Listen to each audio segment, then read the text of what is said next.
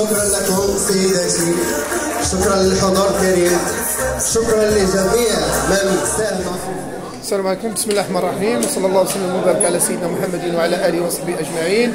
اليوم متواجدون بتراب عمالة مقاطعة بن مسيك، وعلى سبيل الحصر بدار الشباب العهد الجديد لكي ننقل لكم اجواء احتفاء باليوم العالمي للمرأة. نعم، بنو النسوة نحييكن سيدات عفيفات طيبات، نتمنى لكن حياة مزدهرة مثمرة. معي الآن بث مباشر إحدى المكرمات التي تستاهل صراحة وقت عن كتب شهادة حق.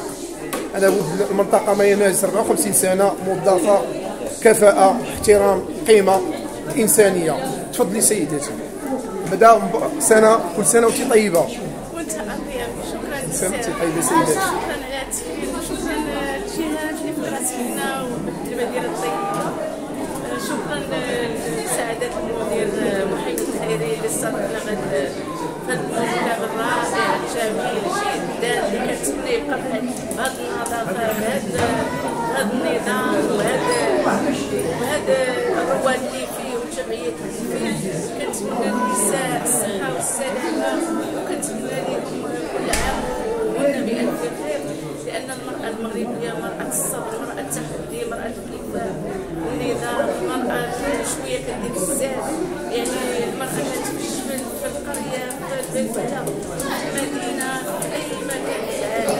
يعني كتمنى الإنسان كنفتخر أن كنا مغربيات، أن المغربيات صداهم وصل العالم، يعني وصل في جميع المجالات.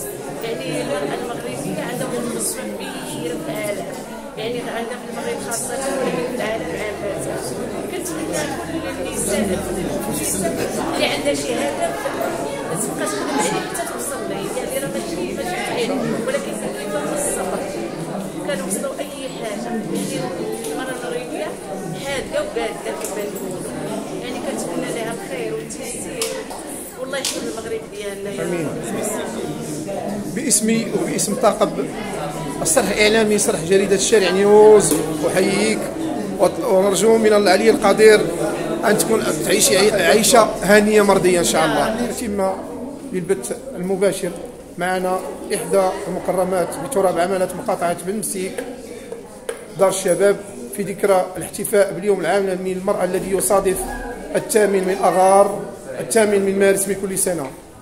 تفضلي سيدتي، معنا احدى المكرمات وفاعله جمعويه بالمنطقه. تفضلي سيدتي، كل عام وانت بخير. اسمحي لي ما هنأتك، كل عام وانت بخير. كنشكر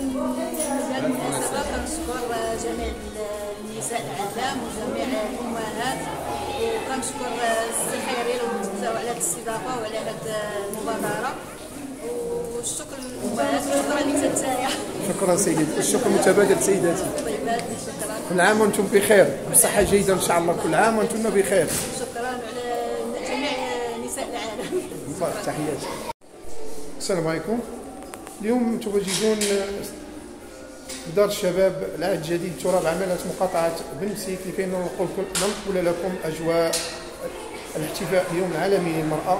متواجدون اليوم مع الرسام التشكيلي، كتشاهدوا اللوحات ديالو أخ علي برشا اللي يعطينا واحد النبذة، يعطينا كلمة عن اليوم العالمي للمرأة، ويعطينا النبذة على بعض اللوحات ديالو المعروضة. تفضل سيدي. السلام عليكم. اليوم 8 مارس يوم العالمي للمرأة. كسائر العالم كذلك نحتفي بهذا اليوم معكم الفنان التشكيلي علي المرأة. مع المندوبية ديال الشباب اللي دائما كنوقفوها في أي تظاهرات للتدبير، ونحضر معها في مسائل الفن التشكيلي أو المعارض الفن التشكيلي. اليوم كنتواجدوا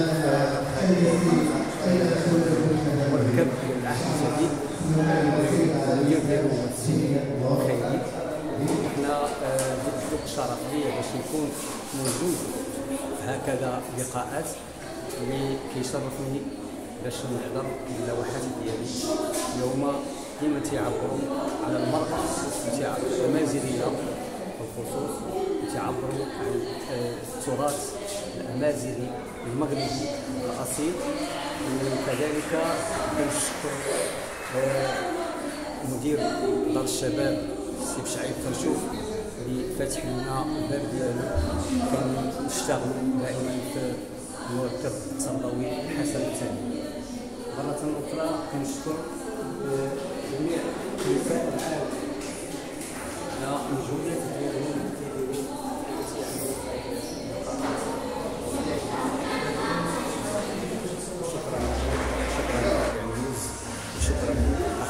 شكرا سيد الرئيس، سيد الفنان المبدع، تحياتي، السلام عليكم.